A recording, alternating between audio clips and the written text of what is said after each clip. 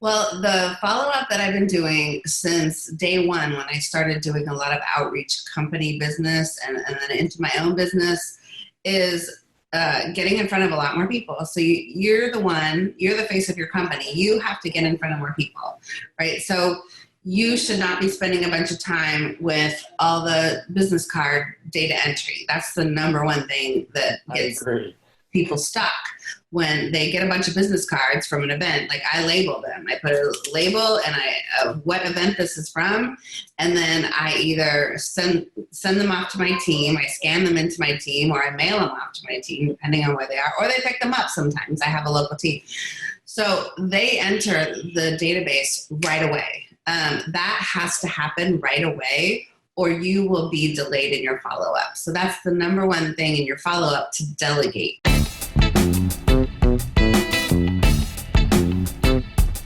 Welcome back to the Outsourcing Scaling Show. My guest today is Katrina Sawa. Katrina, how are you doing today? I'm great. Thanks for having me. Thanks for being here. She is the Jumpstart Your Business coach because she helps entrepreneurs make more money doing what they love and fast. She's the creator of Jumpstart Your Marketing System, a tell it like it is speaker and international bestseller, author of books Love Yourself Successful, Jumpstart Your New Business Now, and Jumpstart Your blank. Katrina has a no-nonsense approach to showing entrepreneurs how to develop consistently profitable businesses, implementing proven marketing and business strategies. Plus, she kicks you in the butt when you need it to get it all done with over 30 years of sales, business, and marketing experience. We are excited to talk to you all about that. I know you have a lot to share about follow-up. We're going to talk all about that, but first, let's take a gigantic step back. What were you like growing up? Were you a straight-A student? Were you a rebel? Did you always know that you wanted to be an entrepreneur? I didn't. My family was very much employee mindset. They were all like PhDs and professors and master's degree type people, and I just didn't like school. So I was just get me through as much as I need to do, and then I'll go get a job. Right. But I was given the gift of sales and marketing. Like, I know how, you have to learn a lot of this stuff, but some people are just born with the ability to talk to people and, have those kinds of words come out of their mouth easier than others. So that was a huge gift for me growing up. I was able to negotiate all kinds of things through high school, college. And, when I got out of college, I was a bartender. I graduated college. Yay. My mom was so proud. And I'm like, do I really have to go into corporate? I know I was meant for something different. And I kind of stumbled across business and marketing coaching after leaving a job that I hated. And I said, I'm never going back. So I'm going to make this work. And I just kind of leaped out, and luckily I'd already made a lot of connections in the community. And that's what it's about, when you're making connections, whether it's online communities or in-person communities. That's what really made it, because I was really good in the community and the chambers and businesses and stuff. So it was pretty easy to launch out and say, hey, now I can do this for you, and this is how much I charge. I love it. So talk to me about your first entrepreneurial endeavor, and not like not mowing lawns or baseball cards, like first real world entrepreneurial endeavor. And who did you hire and how did that go? Well, I've never had a business until I left my corporate job. So, I'd done door-to-door sales. So that was kind of like it, because I was a contractor, right? If I didn't knock on doors, then I wouldn't make any money. Right. So in a sense it was, but I still thought of it as a job back then. But thank God I did that, because it really prepared me for a lot of no's that I might get in the future, and doors slammed in your face. So I don't take any of that personally now, which is so nice, and too many entrepreneurs did. So that was really my first experience, is it's a numbers game. I had to knock on 100 doors in order to make $100 that day. So, that was way back when. So my first job as an employee was in sales, as like a sales intern. And I completely agree. It just sets you up for getting rejected. It sets you up for making adjustments. It sets you up for talking with people. It's good. So what did you do after that? After that, I did corporate sales and marketing positions, like 3 different ones. My favorite was selling advertising at the local newspaper. So I'd go out to a lot of businesses in the community and try to sell advertising. But then when I found out that they were trying to give me their business card and say, well, just run that in the paper, I'm like, that's not going to do you any good. So I have to educate them on really what makes a good effective ad and how to pull people into your store or your business from the ad, and then what to do with them after that, because they never thought about that. They just would like try to run a bunch of ads and get a bunch of business, and then run more ads and get more business, which is why I talk a lot about follow-up, because people don't nurture their database, their whole client base enough. And it's a shame, because that's where so much money is sitting, waiting. Completely agree.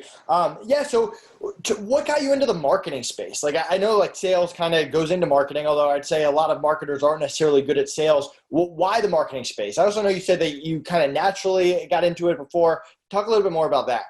Yeah, well, I'd been working at a few different companies where I had to go out into the community and schmooze, right? I had to schmooze. I was at a rental car company. We had to schmooze the auto body shops to send us referrals and send us business. So I liked that kind of community networking.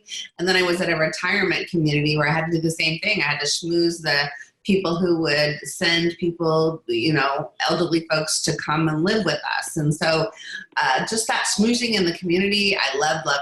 And that really is marketing. It's networking. It's, if you're not good at the follow-up, you don't make a lot of money from doing that. So it was really just something I was natural at. Love it. Talk to me about being a coach. What kind of students do you look for, and what are some common mistakes that you see across the board? I love working with anybody who is just confused or overwhelmed on what to do in their business, because I love to figure out what it is you're trying to accomplish, like what you really want to sell, how you really want to help people, and where you really want to go with that as far as how much money do you want to make and all that stuff.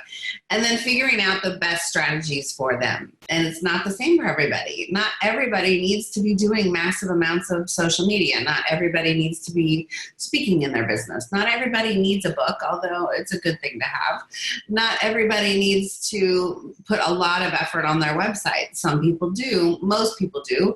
But so I'm very much more customized as to the approach that you might take. And because I have a lot of experience in retail and local type businesses, I can work with people that have a brick and mortar. I can work with people in home improvement companies. I've had roofing clients. I love the variety of the types of businesses, because it's all about building relationships with people and your target ideal clients, your referral sources, and then how to do more of it. So that's where the delegating comes in, because in order to do more of it and get in front of a lot more people more often and in more ways, you have to have team. You have to have people to help you. It's just not humanly possible anymore to do everything you need to do to run your business. Yeah, completely agree. So I know you're a big fan of outsourcing. I know you teach your students outsourcing. What do you tell them? What are some outsourcing best practices? Well, get the stuff off your plate that you for sure are not good at and that's getting ignored, okay, the things that are getting ignored. So figure out what needs to happen first. People always say, well, these are the things I'm doing. Okay, great, but these are 5 things over here that you should be doing, because it's just logical business sense to be doing them. Either you don't like to do them, you don't know how to do them, or you don't know how to implement them effectively, or you don't know how to stay up on them, etc. So we have to figure out a plan for that. You can't just ignore them because you're not doing them. You have to figure out how to get them into place. And sometimes that's just learning a little bit more about what you don't know, or it's about just putting the right people in place, or both. Yeah. So I know you have a team now. What do you look for when you're going to hire someone for your team? The number one question I ask when I hire someone new now is, what is your favorite thing to do with clients? And then I just shut up and listen, because whatever comes out of their mouth next is the only thing I want to hire them for. I don't want to hire them for all these other things that are on my list. I'll go find somebody else where that's their favorite thing to do. In my opinion, it's not, I've had VAs where they say they can do all of it and they still drop the ball on a few things because it's not something they like to do.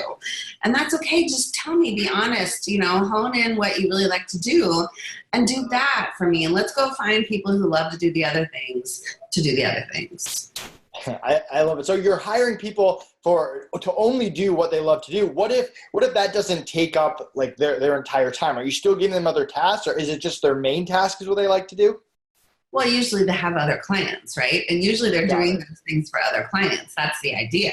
So you're hiring them part-time. Of course. Yeah, of course. Most of my team, I have about 6 people right now, and they all work part-time. I have one that manages a team of people, so I delegate to her, and she has multiple people.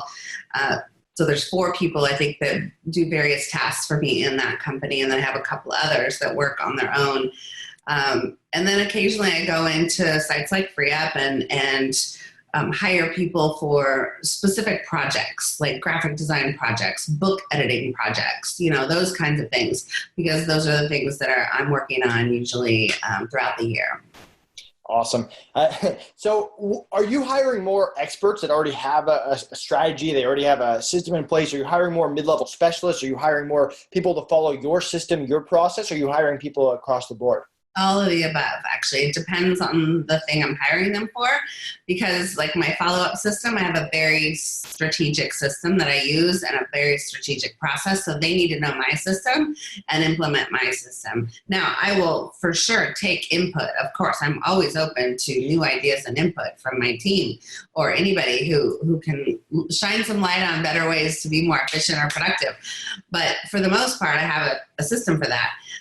If it's something like, managing blog posts, getting out to social media or doing some social media posting, I rely on sometimes my team to know and be up on the latest technology to do that, because it changes pretty often. And I don't want to know that. I don't want to know how to get all that stuff done. I just know it needs to get done. Yeah. And how, as an entrepreneur, do you figure out what you should be doing and what you shouldn't be doing? Oh, that's hard. Yeah. That's, well, I have coaches and mentors too, and I've had probably a dozen of them or more probably over the last 17 years that I've been running this business. This summer is my 17th year anniversary. And so I've hired a lot of different people, and a lot of them say different things. The mentors, we all say slightly different things based on where we've been and what we've done and the mistakes that we've made. And so, you take it with a grain of salt and you take in more input. You don't want to take in too many people's input, because then you'll just be frozen with too much input and not know which way to go. Right. But yeah, I've had mentors. I hire now more spot mentors where it's like, okay, I need to hone in my story and telling my story in my talks and my speaking presentations. So I've gone to a workshop and hired people for that, for example.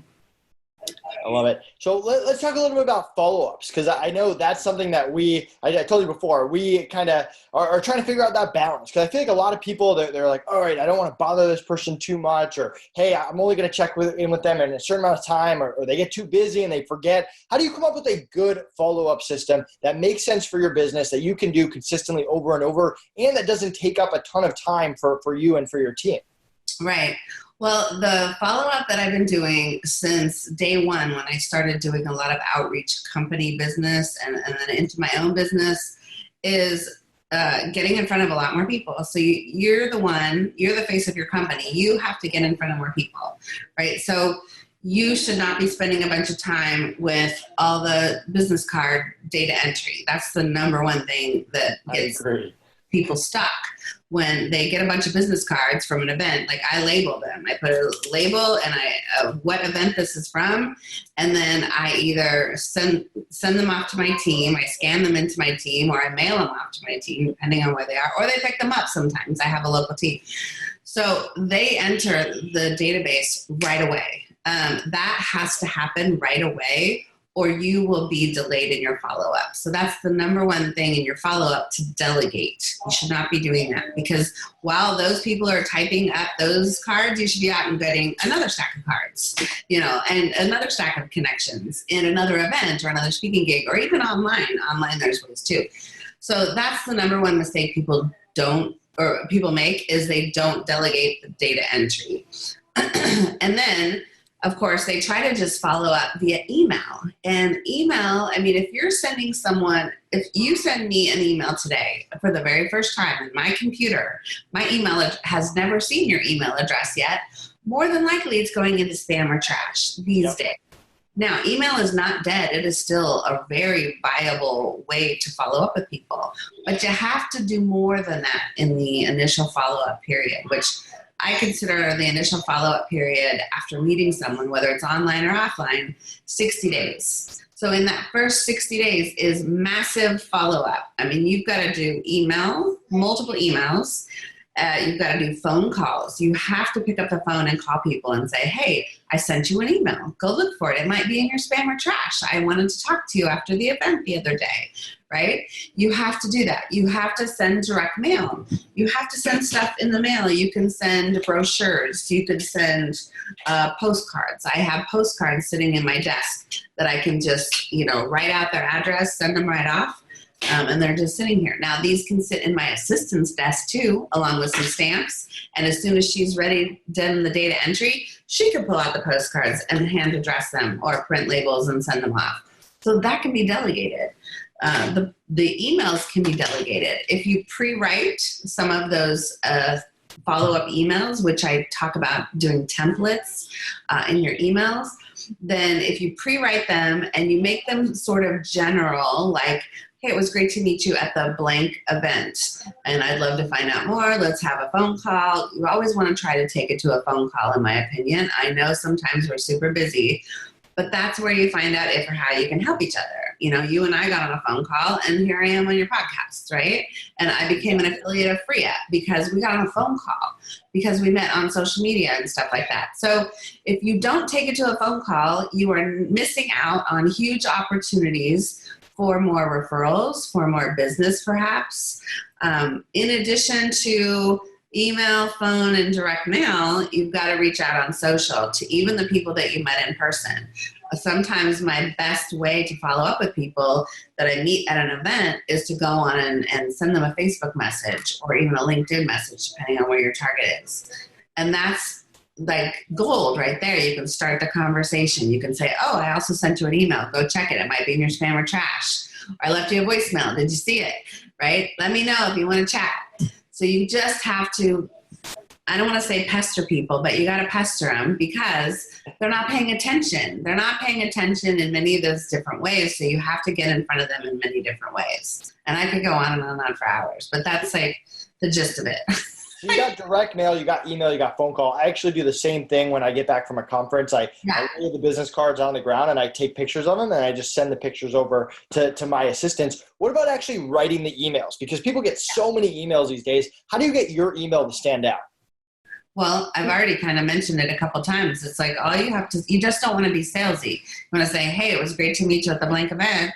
I'd love to find out more. Let's jump on a phone call to see if we can help each other. Or refer business to each other. It's not salesy. Right. Let me rephrase that. So that's for newer clients, right? People that you haven't actually done business with yet? Yeah. What about people that have done business with you before? Maybe it's an old lead, stuff. Yeah. More on that side. Yeah. So there's the follow-up within the first 60 days. That's the let's get on the phone and how we can progress this relationship. Then after that 60 days, they're considered in your database, right? Now, not everybody agrees to get on your email newsletter, so we're not going to touch on that at the moment. But the point is that anybody you have access to, because you've met them at some point, becomes someone in your database, someone you could potentially call or mail or send a random email to if they're not on your list, right? So yes, if you haven't done anything with them in a long, long time, like months, maybe even years, then I would say pick up the phone because they probably don't remember you. And if you send them an email, it will get tagged as spam or they'll delete you or something. Right. So you're going to want to pick up the phone. You might want to do a direct mail campaign and then watch any kind of things that come back to you and watch those addresses and change the address. So you might want to do a specific direct mail campaign saying, hey, it's been a while since we met. Would love to reconnect. You say the same thing on the phone. It's been a while since we since we met, and I want to reconnect. What are you up to these days? How can we help each other? Are you interested in jumping on the phone? Did you know I have this thing coming up? Like, there's a free thing on my website now in case you didn't see it. It's just reconnecting. It's a reconnection campaign, perhaps, is what I call the old leads. And so you kind of have to reintroduce yourself almost. You have to reintroduce yourself to those people who you haven't been in touch with. And you have to do that over a series of touches, whether it's email and direct mail and phone, or all three, possibly social again. There's multiple touches that are going to happen, not just one, because again, people are moving too fast and they don't pay attention to every single connection that you're trying to do with them. What makes a good direct mail campaign? Because I feel like not enough people are talking about direct mail. You mentioned before, some people say email's dead. There are a lot of people that think direct mail is dead. What makes a good campaign? I've been doing direct mail since day one, and I have not stopped. I do a series of 2 or 3 postcards to the new connections. I still send postcards to current people in my database. I send birthday cards to clients and even presents. I'll take the top 40 prospects that I might have in any given holiday and send some kind of holiday present in the mail. I love sending bulky mail, like something in a manila envelope that's bulky, and I've sent stuff for Easter, for example. I went and bought those little cardboard Easter egg coloring kits for $1 at the dollar store. You buy 40 of them and send them to your top prospects or clients. I've sent spooky CDs for Halloween. I've sent little gifts with confetti in it for New Year's in a package, and that was the best one because I got a lot of response back on that one. People were cussing me out basically for sending them confetti, and they've opened it on their desk or in their car, but it was fun. So anytime you can get someone's attention like that. I remember once someone sent, and I use this at my live events as an example of really good direct mail, some gal from Paris, this random gal from Paris who talks about, I think it was delegating productivity. She was a productivity coach. Random person sends me this little manila envelope. Inside is this little note, handwritten note by her, and a chocolate lipstick. Like, it looks like a lipstick, but it's all chocolate. And it was broken even. But it came from Paris, right? I'm like, who the hell is sending me a chocolate lipstick from Paris? I looked her up immediately. I sent her an email. I sent her a Facebook. And we got on the phone within a week. And we were doing a teleclass together.